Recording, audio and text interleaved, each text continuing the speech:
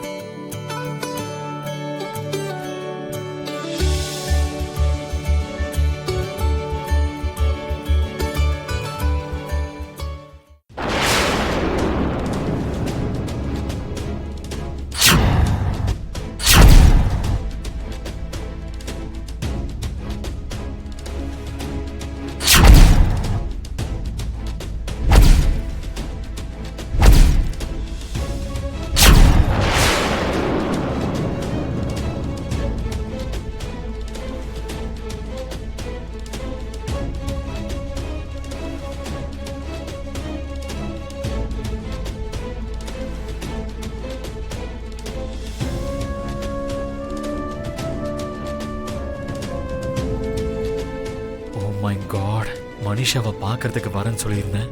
பாட்டியால இங்கே இருக்க வேண்டியதாயிருச்சு. இப்ப மனிஷாவுக்கு எப்படி இதெல்லாம் எக்ஸ்பிளைன் பண்றது? ஏற்கனவே ராங் டைம்ல வந்துட்டா.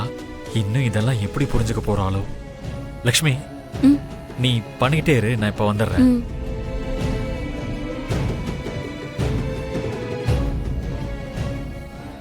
அத்தை, உங்க ஹெல்த் விஷயத்துல நீங்க இன்னும் கொஞ்சம் பார்த்து பத்திரமா இருக்கணும். நேரத்துக்கு கரெக்டா டேப்லெட்ஸ் போட்டுக்கோங்க அத்தை. உங்களுக்கு ஏதாவது ஒண்ணுனா எங்களுக்கு எவ்வளவு பதட்டமா இருக்குன்னு பாத்தீங்கல்ல. சரி, பாத்துக்கிறேன் அரவிந்தா. இப்பல இருந்து மெடிசன்ஸ் எல்லாம் நான் கரெக்டா எடுத்துக்கிறேம்மா. இங்க பாருங்க, அத்தையோட ஹெல்த்த பத்தி அவங்க மட்டும் கவனிச்சுக்கிட்டா அதை பத்தாது, நம்ம எல்லாருமே கவனிக்கணும். அவங்கள பத்திரமா பாத்துக்க வேண்டிய கடமை நமக்கு இருக்கு, புரிஞ்சுதா? நீங்க எதுவும் கவலைப்படாதீங்க அத்தை. பாட்டிய பாத்துக்க வேண்டிய பொறுப்பு இனி என்னோடது. நீங்க அவங்கள நினைச்சு எதுவும் கவலைப்படாதீங்க அத்தை. சரி, நல்லா பாத்துக்கோ. நீங்க ரெஸ்ட் எடுங்க அத்தை. இந்தாங்க பாட்டி. I'll call you back. Manisha, என்ன பார்த்துட்டும் பார்க்காத மாதிரி போற. உன் வாழ்க்கைய விட்டு நிரந்தரமா போயிடணும்னு நினைக்கிறேன். அதனால உன்னை கண்டுக்காம போறதுல பெரிய ஆச்சரியம் ஒண்ணும் இல்லையா மித்ரா? இப்படி எல்லாம் பேசாத மனிஷா. பின்ன வேற எப்படி பேச சொல்ற?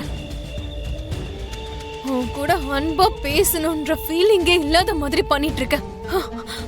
மனசுல இருக்கிற விஷயத்த ஷேர் பண்ணிக்கிறதுக்கு பதிலா மொத்தமா வெட்டிட்டு போற மாதிரி பண்ற. இப்ப நான் என்ன பண்ணிட்டேன்? நான் உனக்கு கொஞ்சம் விட்டு கொடுத்தேன்னா நீ நடந்துக்கிற முறைய மாத்திப்பேன்னு நினைச்சேன்.